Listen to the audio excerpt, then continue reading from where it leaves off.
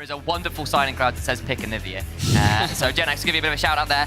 The response to the Azir, not a pick I was expecting to see up first, is the Wukong Sivir though. Okay, so you've got teamfight on both sides. Bit of a lore matchup here. Azir versus his descendant in Sivir. But now with Humanoid playing something a bit more control major, he's played 2 games of the Azir. The split has played a lot of the Corki too, and just waited to come into relevancy.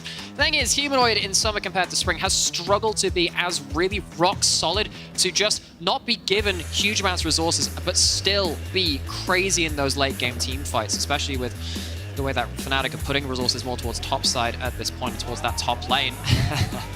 If they lock this in, I will be even more excited for the person in the crowd with that sign, but it's looking more and more like potential Ornn option here, especially with the Trundle. Not quite the Albus Nox Luna Poppy Anivia bot lane. That was the hilarious. Season 6 special. Real shout out to that one. But this is going to be huge top side team fight from Fnatic, but you do have to deal with that Sivir. Now, this the crowd's not pleased. Okay. Oh. I mean, this is the risky. Villains this game. A little bit, but you know, SK RAT, which I feel like have thrived when they've had kill lane bot lanes, when they've been able to really explode Jezu into the lead through a couple of well-timed 2v2s, but giving quite a weak laning 2v2 in Sivir Yuumi over to Jezu and Trees. I'm a little worried for it, because actually even in isolation, Upset and Hilly have still been doing fine in a laning phase. It's just how the team connects with them, which has been the problem. But in this game, if Upset and Hilly win that 2v2 and shut the Sivir Yuumi out the game, I'm worried for SK. That is exactly what I was thinking as well. And of course, you know, shout out to the analyst SK put up that fantastic jungle heat map where Razork loves to play towards top side. So that might be a read from SK saying, look, you really don't play around the bot lane particularly well, and saying we can get away with this. Even if historically, of course, Upset and Hylissang have been one of the more dominant kill-focused bot lanes. Honestly, this summer, it's not really been as much the case as it's kind of been highlighted. Okay, so this is 2 of the supports which can fight level 1, level 2 removed from Hylissang's available picks, though. The Rakan and the Renata locked away. That, again, buys a bit more safety for the Sivir Yuumi, and you can see the second half of the draft is very much catered towards securing that lane. Now, SK have to find themselves some solo laners to add into the equation. Not still available. It's one which has been played a fair amount across the league. But of course, with those nerfs, we've seen Gnar be less impactful. Oh. Instead, we're going to see the Akali. And of course, Zerda's solo killed Caps on this. He did. G2 have been a little bit down on the luck themselves in their own recent run of form, but that does not diminish what Zerdas did on that champion. It can potentially be flexed up into that top lane too if they really feel like it into the Ornn. It's not something we see so much anymore, but that is a bot lane. All right. Prepare yourselves for the Juggermore, everyone. Kog'Maw Lulu on the rift for Upset Hylissang. I was wondering if Fnatic were going towards just kill lane, bot lane, punish the Sivir Yuumi. Instead they say, right, you want to do team fight damage? We will match you in team fight damage.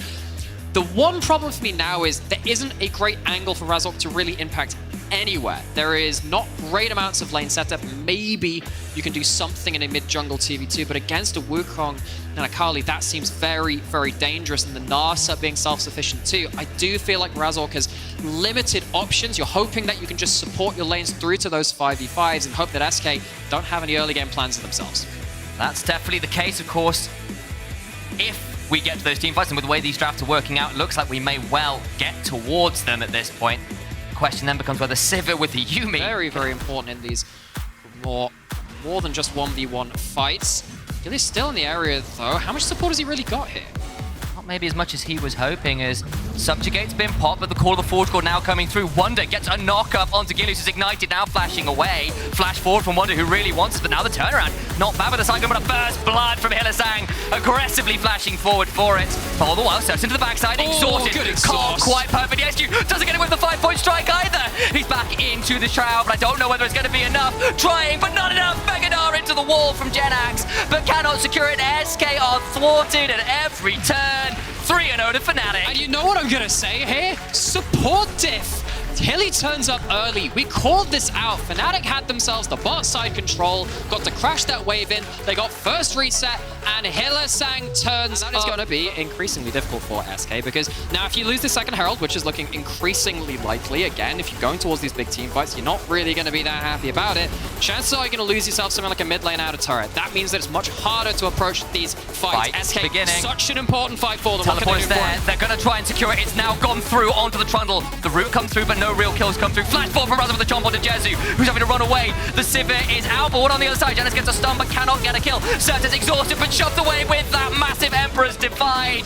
2 back to Fnatic, and there is just nothing SK can do. It is a demolition at double Rift Herald fight. It started, in fact, by SK, so maybe we'll wait for that one a little moment. He has himself items. A crown makes it much harder to burst him out at the start of the fight.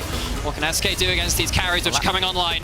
Gilius has to back out again. He's on 20% HP, being subjugated already. Jenax hops away, but I don't know whether the Emperor's going to allow him to go any further. The Blast Cone gets him out to safety for now, but a command attack and a shuffle will ensure that Humanoid gets a kill onto Jenax. Sands shift, the Sands take down a Jenax. Gilius left alone, and Hilly feeling bloodthirsty. Oh, bloodthirsty supports, you love to see it. Wonder on a killing spree, but let's be real, that's Hylissang with all the work. Yeah, first win they've gotten in a while. And they are now in a position where they can start making that push into players, making that push to compete further on as Jenax. His Alcove gamed his way out of this. Alcove Gaming. Humanoid will be spotted! No! The recall is cancelled! Oh, Jenax, no! Alas, sweet Jenax, we knew thee well. I am really sorry. We are on track here for a perfect game from Fnatic. The last true perfect game was in spring of 2018. No, don't say that. The moment might have just cursed him. No. Can he get out the perfect game? Was it about to be ruined? Why would you say down?